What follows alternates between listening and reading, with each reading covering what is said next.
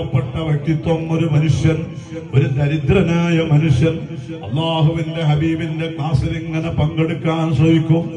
എല്ലാ ദിവസവും ഈത്തപ്പഴം ഒരാൾ കൊണ്ടു കൊടുക്കുന്നു ഹബീബായ റസൂലുള്ളാഹി സ്വല്ലല്ലാഹു അലൈഹി വസല്ലം തങ്ങൾക്ക്. മറ്റൊരു ദിവസം അതാ മുന്തിരി കൊണ്ടു കൊടുക്കുന്നു മുഹമ്മദുർ റസൂലുള്ളാഹി സ്വല്ലല്ലാഹു അലൈഹി വസല്ലം തങ്ങൾക്ക്.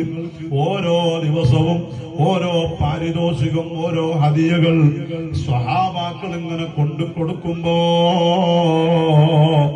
ദാരിദ്ര്യം പിടിച്ച് ജീവിതത്തിൽ സാമ്പത്തിക ശേഷിയില്ലാതെ വിഷമിക്കുന്ന ഒരാൾ എന്നും അതിങ്ങനെ നോക്കി നിൽക്കും.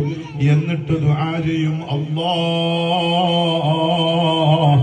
എനിക്കൊരു സാമ്പത്തിക ശേഷി കിട്ടിയിരുന്നെങ്കിൽ എന്റെ കരളിന്റെ കഷ്ണമായ മുത്തുനബിക്ക് ഞാനൊരു പാരിതോഷികം കൊടുക്കണമായിരുന്നു. അള്ളാഹുവിനോട് ദുആ ചെയ്ത് ചെറിയ ചെറിയ ജോലികൾ കിട്ടുമ്പോ കുടുംബം പോറ്റുന്നതിനിടയില് ഒരൽപ്പം ക്യാഷ് ഇങ്ങനെ വെച്ച് സ്വരൂപിച്ച് ഒരു പെട്ടി മുന്തിരി വാങ്ങാനുള്ള ക്യാഷായപ്പോൾ അതാ അങ്ങാടിയിൽ പോയി ഒരു നല്ല ഒന്നാം തരം മുന്തിരി വാങ്ങി ഒരു ബോക്സിലാക്കി, ഒരു പെട്ടിയിലാക്കി ഇലാ ഹദറത്തി റസൂലില്ലാഹ് സ്വല്ലല്ലാഹു അലൈഹി വസല്ലം അള്ളാഹുവിന്റെ റസൂലിന്റെ ഹദറത്തിലേക്ക് ചെല്ലുകയാണ്. അവിടെ അതാ സ്വഹാബാക്കൾ തിങ്ങി നിറഞ്ഞിരിക്കുന്നു.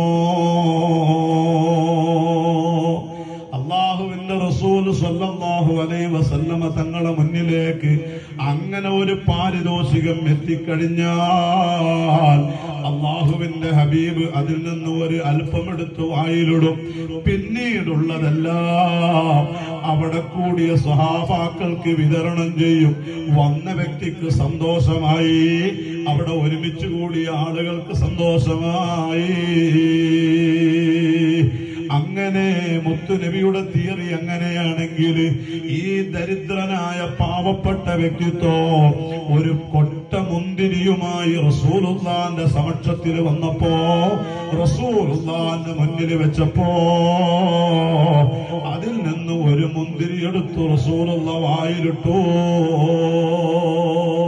അള്ളാഹുവിന്റെ ഹബീബ് വളരെ സ്വാദിഷ്ടമായ ഭക്ഷണം കഴിക്കുമ്പോ പ്രസന്നതയുള്ള മുഖം പോലെ ആ മുന്തിരി കഴിച്ചു. സഹാബാക്കളിലേക്ക് നോക്കുന്നില്ല, ബാക്കി സഹാബാക്കൾക്ക് കൊടുക്കുന്നില്ല.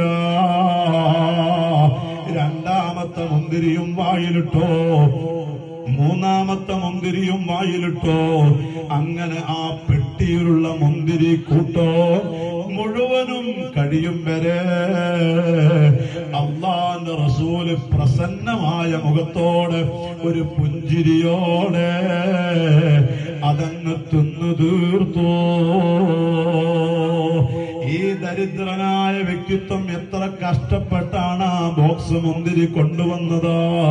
അതുകൊണ്ട് തന്നെ അദ്ദേഹത്തിന് വലിയ സന്തോഷമായി. വേറെ ഒരാൾക്ക് പോലും കൊടുക്കാതെ എന്റെ കരളിന്റെ കഷ്ണമായ ഹബീബ് തന്നെ മുഴുവനും ഭക്ഷിച്ചല്ലോ, മുഴുവനും അതങ്ങ് കഴിച്ചല്ലോ.